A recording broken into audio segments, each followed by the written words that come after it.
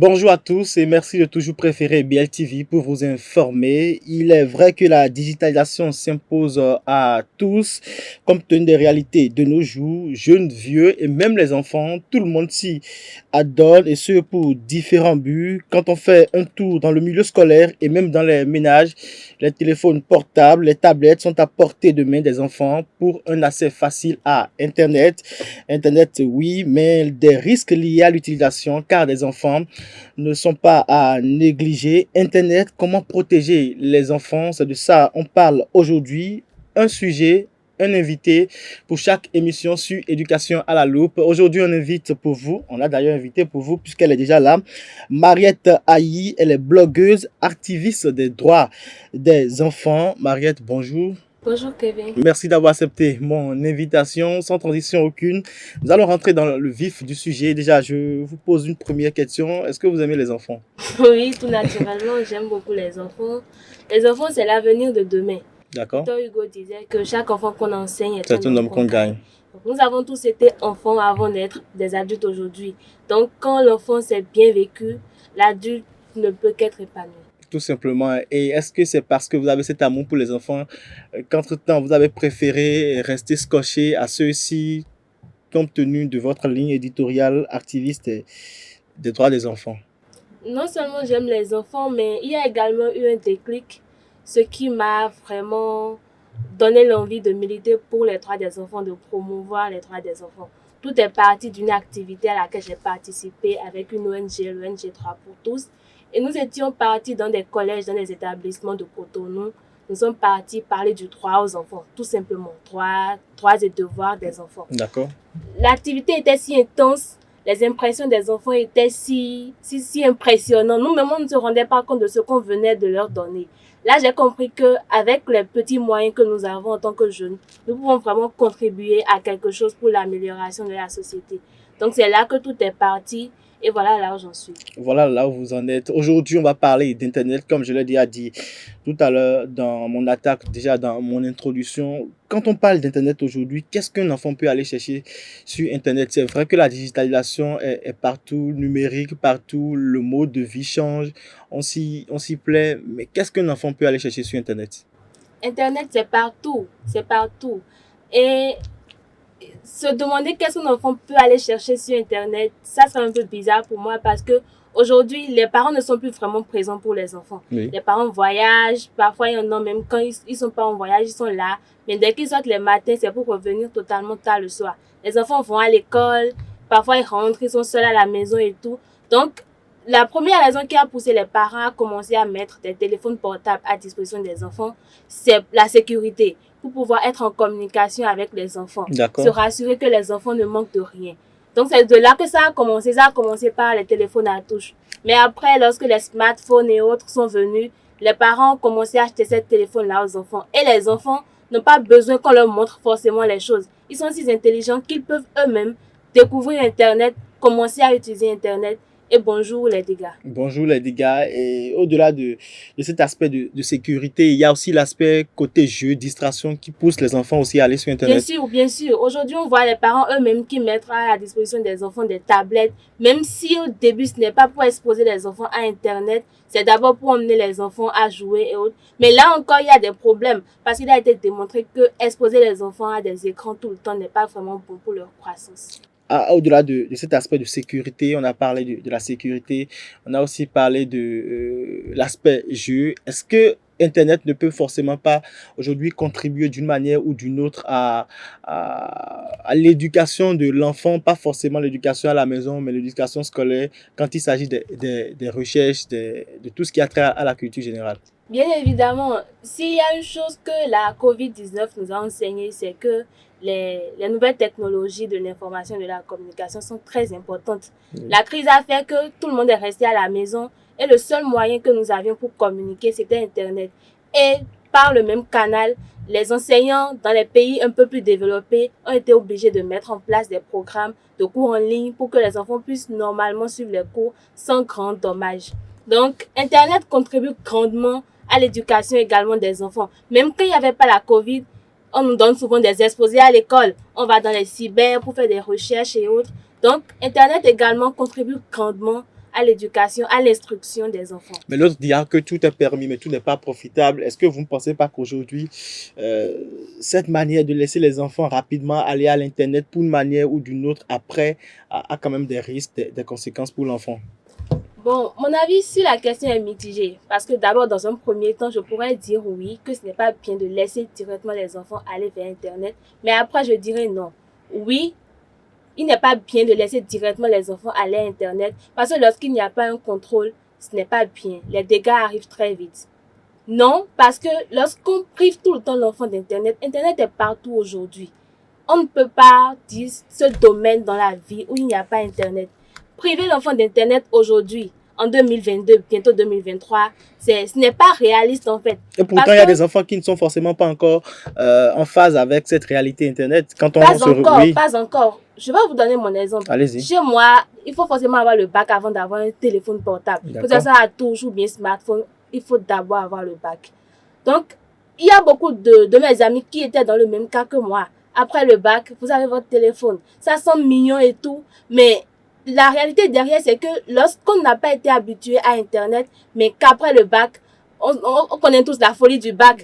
Après le bac, après le bac, on nous donne un téléphone portable. Voilà, on ne sait pas ce qu'il faut en faire, on n'a pas les bonnes habitudes, on n'a pas eu quelqu'un pour nous dire, ah voilà ce qu'il faut faire avec Internet.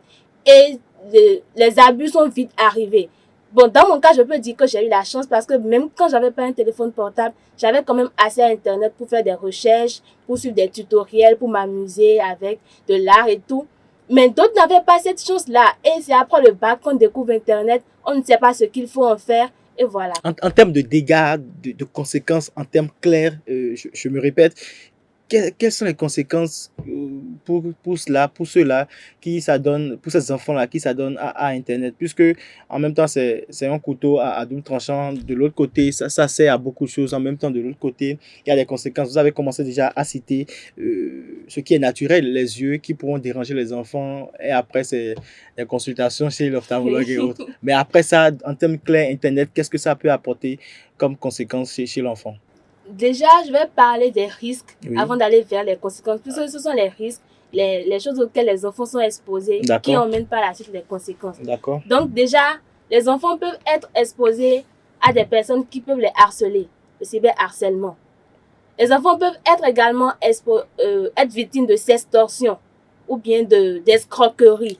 Ou encore, les enfants ne maîtrisant pas les outils de sécurité en ligne ou les habitudes qu'il faut avoir en ligne pour se protéger, peuvent avoir facilement leurs différents comptes sur les réseaux sociaux et autres piratés. Parlons justement de ça avant même que vous me poursuiviez avec les autres conséquences. Est-ce qu'aujourd'hui, c'est quand même bien, c'est quand même opportun, utile pour un enfant de disposer par exemple d'un compte Facebook? Bon, sur cette question, je dirais oui, je dirais encore non. Apparemment, vous êtes parce que j'aime nuancer. Allez-y. J'aime nuancer. On dit souvent que nous, les juristes, nous parlons beaucoup. Et c'est ça. J'aime nuancer. Mais pas plus que les journalistes. Hein. Bon, ça, c'est à voir. On y va. Parce que je dirais oui, c'est bien de laisser les enfants aller vers Facebook, mais il doit y avoir un préalable. Le préalable, c'est qu'il faut expliquer aux enfants ce qu'ils peuvent faire avec Facebook. Quel bienfait Facebook peut leur apporter. Je connais des jeunes comme ça, j'ai connu l'année passée sur Facebook. Ils étaient en première terminale, mais c'était vraiment des jeunes brillants, vraiment brillants. J'étais vraiment sidérée par leur pose, la manière dont ils se comportent en ligne. On se demande même, il y a encore ce genre cette génération au Bénin ici. Facebook pour eux, c'était pas de la distraction, mais c'était un lieu de change. Un lieu où on rencontre des personnes qui ont déjà fait les choses qu'on veut faire. Un lieu où on rencontre des jeunes comme soi, un lieu où on partage des connaissances. Exactement. Donc, dans ce sens, Facebook peut être utile à des élèves, à des enfants. Mais vous ne pensez pas qu'aujourd'hui, un enfant qui a l'âge de 15 ans, de 16 ans et qui est déjà en situation d'apprentissage dans son école a assez d'amis pour encore aller en chercher sur Facebook, se faire des connaissances? Ce n'est pas forcément aller chercher des amis sur Facebook, mais avoir des relations. Quel type de relations? Par exemple, je sais que je suis passionnée par les causes des enfants. Oui. Je suis collégienne, j'ai 15 ans, 16 ans.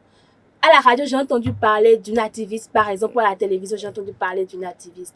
J'ai entendu qu'elle s'appelle Mariette Aïe. Je vais sur Facebook. Je vais chercher son... Moi, j'ai fait ça quand j'étais au collège. D'accord. Je vais chercher son nom. Je m'abonne à elle ou bien je lui demande je lui envoie une demande d'invitation. Je vois régulièrement ses posts. Ça peut m'inspirer. Moi, j'ai fait ça avec beaucoup de personnes qui aujourd'hui m'inspirent et que j'ai pu rencontrer réellement dans la vraie vie. Des gens qui m'inspiraient quand j'étais au collège, que je voyais à la télé, que j'écoutais à la radio. Donc, ce n'est pas forcément de discuter directement avec ces personnes, mais créer un environnement inspirant pour eux, où ils pourront voir des personnes qui posent des actes qui impactent réellement leur communauté et là, leur vision des choses commence à changer. Et ce sera le début d'une passion certainement pour cet enfant-là dans les différents domaines. Et encore quelques questions avant de clore cette émission. Quand on est enfant, quand on est déjà en situation d'apprentissage, je le dis, dans les milieux scolaires, cours primaire ou soit cours secondaire, et qu'on doit mêler Internet et après en même temps les études, est-ce qu'aujourd'hui, vous ne voyez pas forcément qu'il n'y a pas forcément l'équilibre, puisque aujourd'hui l'Internet forcément n'est pas perçu comme outil pouvant profiter à ses enfants, mais plutôt côté distraction, outil où on fait tout avec. C'est la raison pour laquelle je soutiens toujours que la solution, ce n'est pas d'interdire Internet. D'accord. Pas du tout. La solution, c'est plutôt d'éduquer à l'utilisation d'Internet, dialoguer avec les enfants et également, en tant que parent, avoir un œil sur son enfant.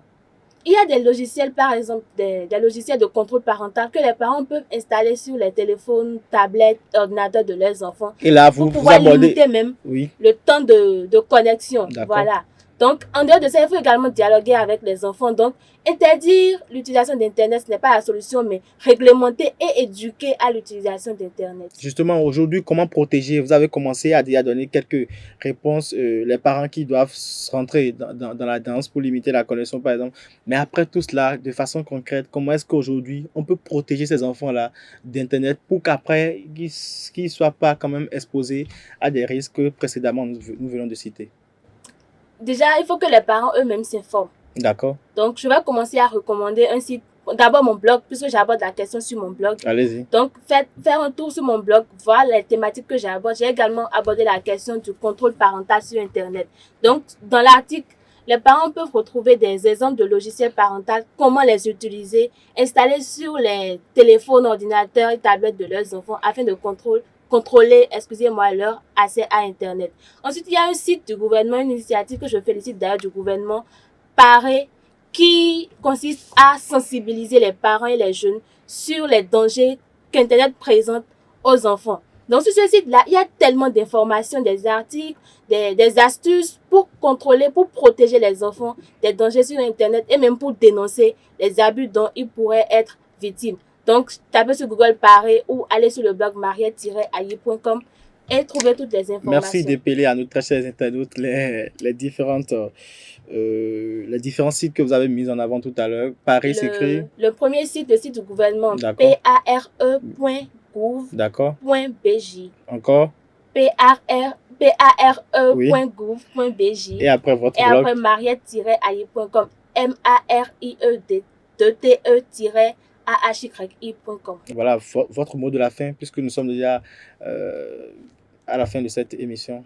Mon mot de la fin, puisque j'ai évoqué les logiciels de contrôle parental, souvent quand on en parle, les parents se disent « Ok, j'installe un logiciel de contrôle parental pour mon enfant et c'est fini, j'ai la paix. » Non, ce n'est pas ça. Les enfants, il y a des enfants qui vont, je ne sais pas comment expliquer, qui arrivent à passer outre ces logiciels de contrôle parental ou qui peuvent utiliser d'autres outils pour aller sur les sites qu'on leur a interdits. Donc, prioriser le dialogue avec les enfants, c'est l'ultime conseil que je peux donner aux parents. Prioriser le dialogue et avoir un œil sur son enfant.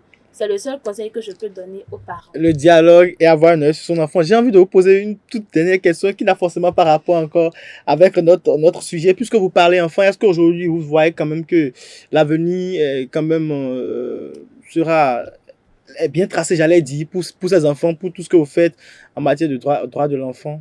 J'ai envie de dire oui, parce que je ne vais pas mener un combat et être pessimiste. D'accord. J'ai envie de dire oui, l'avenir est rose, mais moi, ça, je ne peux rien faire seul. D'accord. Donc, moi, je dis toujours que la force d'un activiste, c'est sa possibilité ou bien sa capacité à rallier des personnes à sa cause. D'accord. Donc, déjà, le Bénin libéré en ayant ce programme, c'est un grand travail. D'autres jeunes, en faisant d'autres choses dans leur coin, dans leur communauté respective, c'est déjà un grand travail. Donc, dire que l'avenir est rose, c'est d'abord se rassurer que les jeunes se mettent au travail. Et moi, je peux dire que dans mon environnement immédiat, les jeunes se mettent au travail. Dites un mot aux enfants.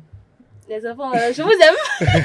Il vous aime aussi. Merci à vous, Mariette Aïe. Je rappelle que vous êtes blogueuse, activiste des droits des enfants. Voilà, avec vous, on a parlé de comment protéger les enfants face à Internet, face à ce monde qui devient de plus en plus moderne, digitalisation, numérisation de tout, dans tous les domaines, dans tous les secteurs d'activité. Vous et moi, on se retrouve pour un autre numéro prochainement dans Éducation à la loupe. D'ici là, portez-vous bien et gardez toujours le sourire. Au revoir.